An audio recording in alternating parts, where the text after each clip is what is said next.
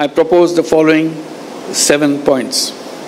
In August 2017, around 800,000 Rohingyas crossed into Bangladesh. Unfortunately, the barbaric attack and persecution still persists. Hence, we see fresh arrivals at our doorsteps every day. It will be a historic blunder if we wait for seeing the very last Rohingya leaving Rakhine. We cannot let it happen. During last 8 years, people of Bangladesh, in particular the host community here in Cox's Bazar, have been making tremendous sacrifices. Distinguished participants, it is not only the responsibility of Bangladesh, but also of the international community to share the burden of the Rohingya crisis, to reflect on the possible solutions, and to play an active role in implementing them. In going forward towards these objectives, I propose the following 7 points. First point, umbilical relationship of Rohingyas with their homeland cannot be severed. So their right to return to their own home and homeland has to be secured.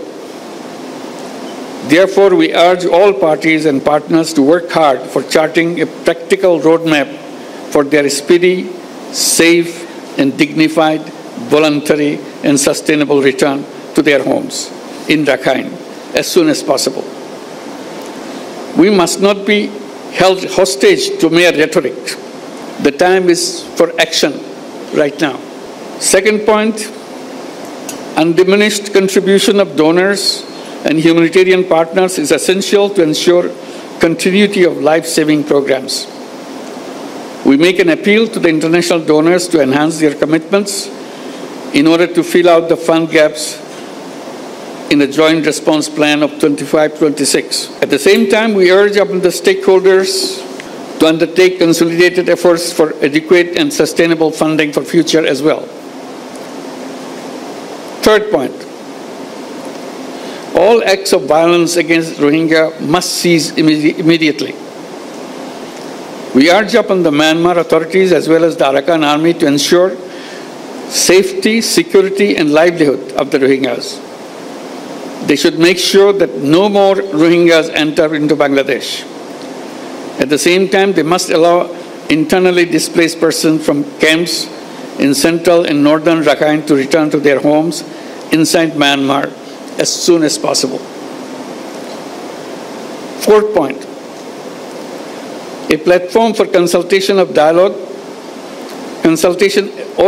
is exigent for commencing communication, reducing tension, ending conflict among the ethnic communities inside Myanmar. We urge upon Myanmar government and de facto authorities in Rakhine to constructively engage in dialogue with the Rohingyas to promote reconciliation among themselves, restore rights of the Rohingyas, and facilitate their speedy repatriation back to their homes. Fifth point, role of the international community, in particular ASEAN and countries in the neighborhood, is indispensable to create conducive environment in Rakhine. We all support all international efforts to this end, including ASEAN's 5-point consensus. We urge upon the international community to be more active in advancing peace, security, and stability in Rakhine and in the neighborhood. We need to address and combat transboundary organized crimes, including human and drug trafficking, smuggling of small arms, and criminal activities that impact peace, security, and stability. Sixth point, regional and international stakeholders must continue to stand resolutely against the heinous crime of ethnic cleansing.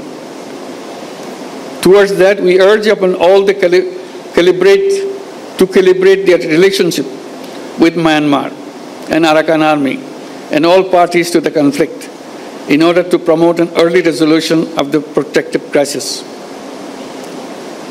Seventh and the final point, we urge upon the international community to add dynamism to the ongoing international accountability processes at the International Court of Justice International Criminal Court, and elsewhere. We urge upon them to implement the provisional measures decided by ICJ, ensure justice and accountability, and put an end to the genocide and crimes against humanity.